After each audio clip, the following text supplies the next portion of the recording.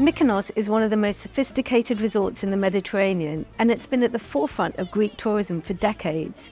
It's a place that revels in its reputation for excess and exclusivity. It's all about expensive designer hotels, exquisite fine dining, and X-rated beach clubs.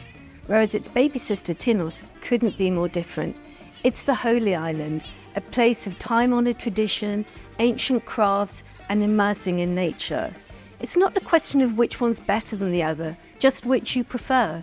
So do you want the high life in Mykonos or the quiet life in Tinos?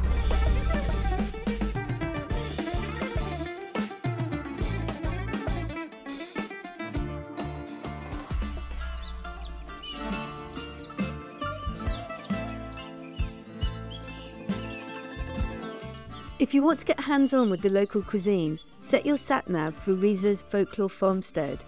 Riza's means roots, and the farm is the most delicious way to delve into the island's gourmet heritage.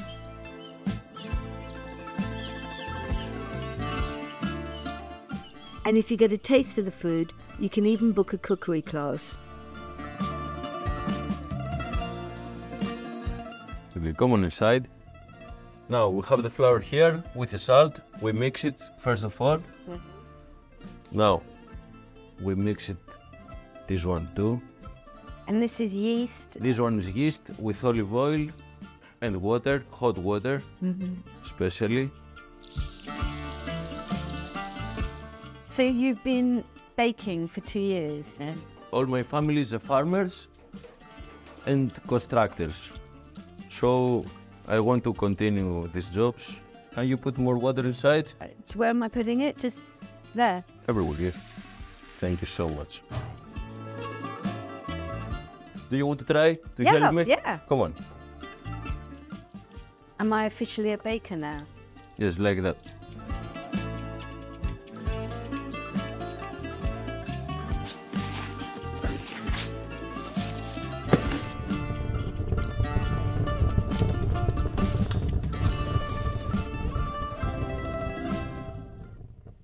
And here is one I didn't make earlier.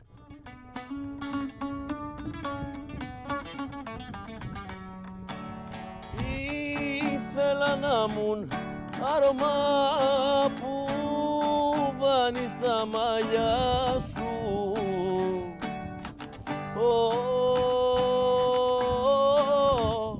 Που βάνει στα μαλλιά σου.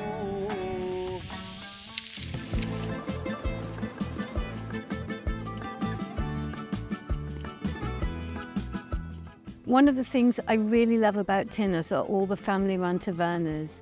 You've got to try the artichoke, the sausages, the lamb, they're all delicious.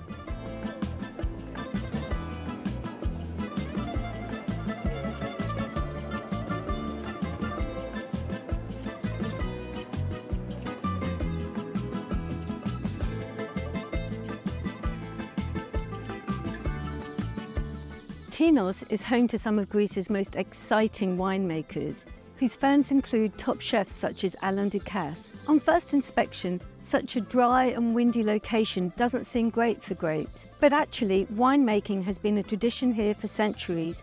It only died out in the 70s when livestock were introduced and all those greedy goats started to gobble up the vines. 15 years ago, Tinos Winery became the pioneer of reintroducing this ancient practice. I'll drink to that. What I like in the island is mainly the energy of the island, because this is a place, a very special place, and since the beginning I feel you can, by tasting the wine, if you close your eyes, you can feel the island. And it's something for me very strange, very special, and very attractive for me.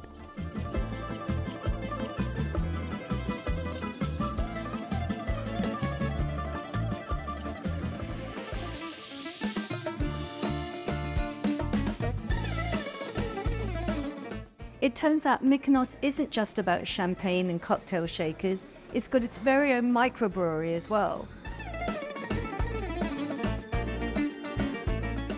So a lot of people, a lot of our friends have their gardens are filled with the cactus fruit, and they just call us up and say, like, we have too many fruits, come and pick it.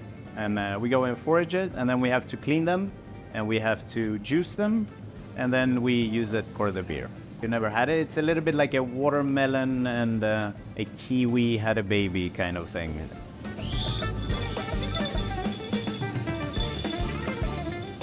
There is a myth about Hercules luring the giants, the titans, the cyclops to Mykonos and then slaying them all. And they say that the islands of, well, island of Mykonos and the islands around are the corpses of the giants, titans, and so on. So we are kind of bringing back the giants, yeah?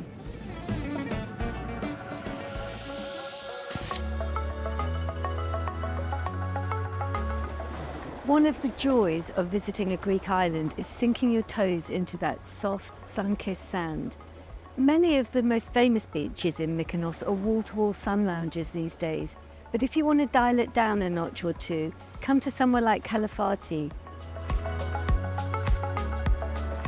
Another advantage of Kalafati Beach is that it's very close to Spelia, which is one of the best restaurants on the island. It's been the go-to place for over 30 years. It's right by the waterfront, loads of people come in by boat, and of course, as it's that close to the sea, the speciality is seafood.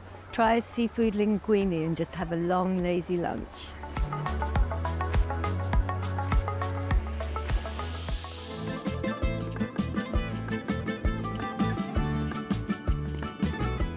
If you're not a big fan of the beach and think sand is just a body scrub you didn't ask for, Tinos has got the perfect solution: a swim in one of its disused marble quarries.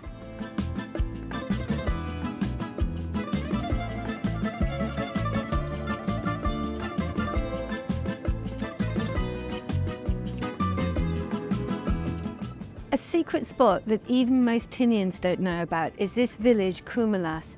It's a great place just to have a quiet afternoon of total relaxation.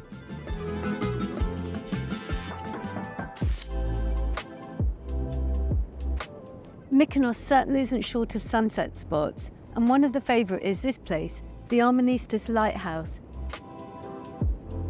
It stands like a sentinel, guarding the island and a nod to its rich maritime past.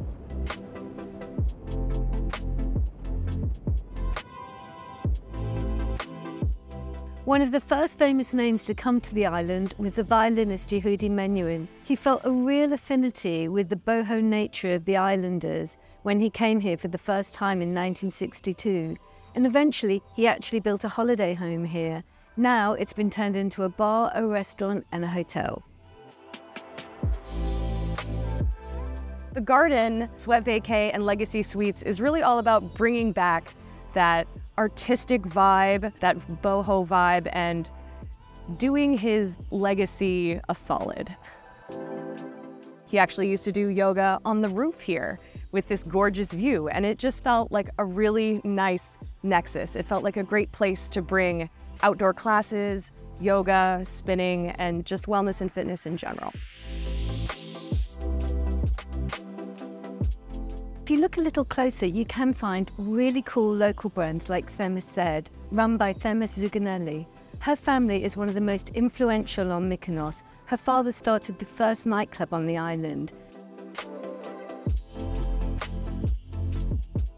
9 years ago, she launched her own lifestyle brand with everything handmade in Greece. There's gorgeous pottery and fashions.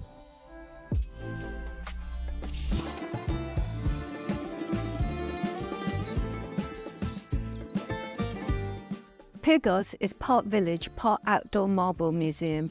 Everything is made of marble. Tables, benches, pavements, doorways. At the start of the 20th century, there were about 500 marble artists here. Now there are only 25, but their work is still incredible and definitely worth seeing.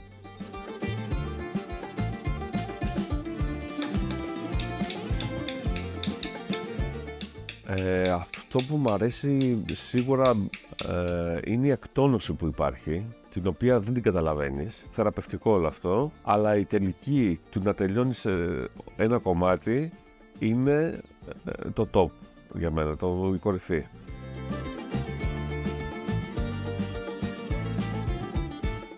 Είναι αυτό που μπορείς να τους πεις, είναι μια δουλειά που ταυτόχρονα σε σκληραίνει. Γιατί γίνεσαι αυστηρός με τον εαυτό σου σε σχέση με το αντικείμενο, δεν έχεις περιθώρια. Θέλει πάρα πολύ προσοχή και πάρα πολύ υπομονή.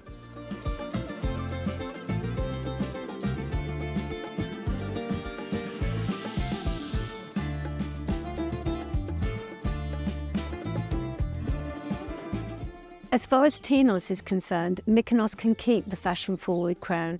It's happy to keep one foot delightfully in the past.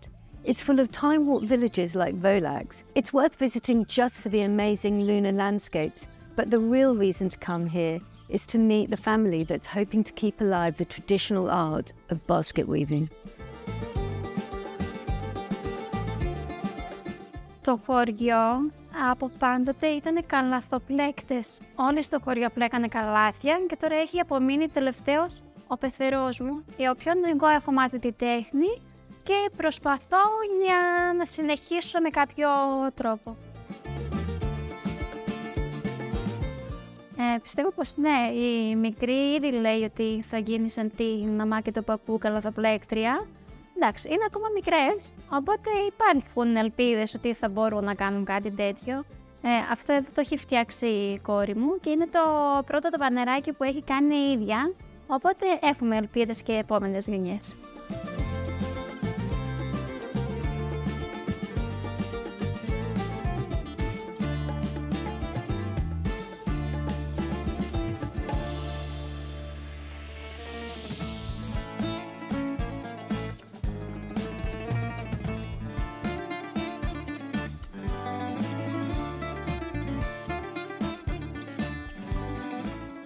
Mykonos is full of really stylish hotels, but when this place opened a couple of years ago, it was a bit of a game changer.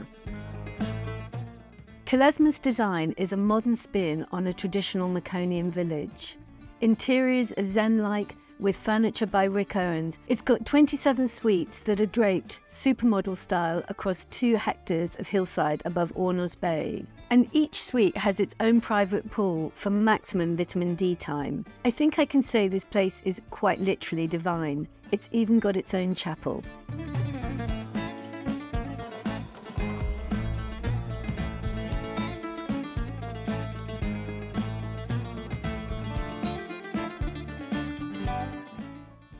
Tinos is the first and currently the only luxury property on the island, and it sits on a beautiful bay with glorious views out to the Aegean Sea.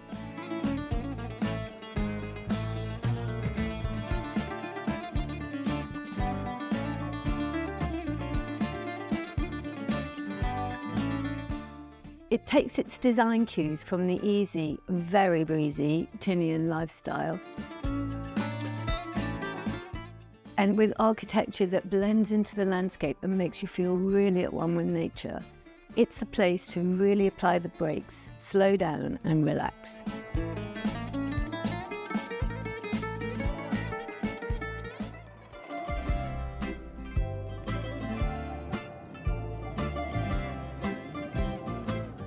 Mykonos puts the devil into devil-may-care, but if you need to decompress, come here to Anomera. It will be your safe haven. It's the island's second biggest town, but it's very peaceful and slow-paced.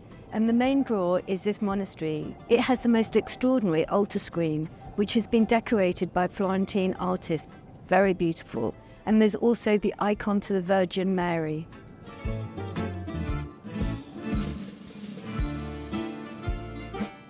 The bell tower is made entirely out of marble, and it has the most beautiful, intricate carvings in it.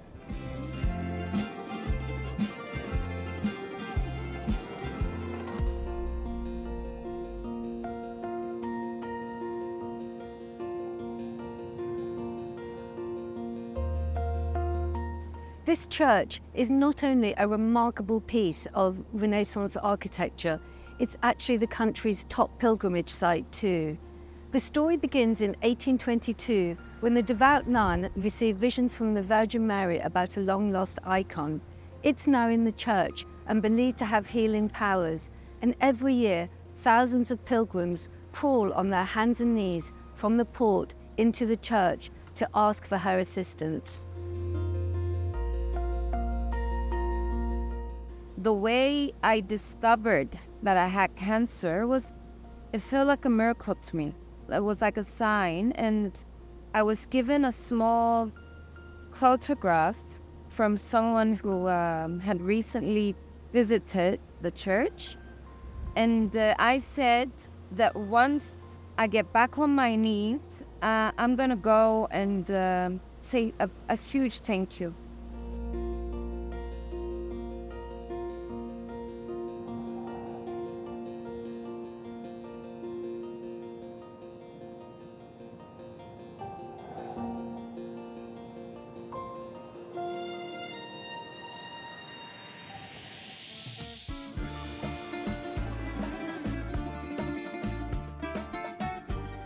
So on cosmopolitan Mykonos, we've got glitz and glamour.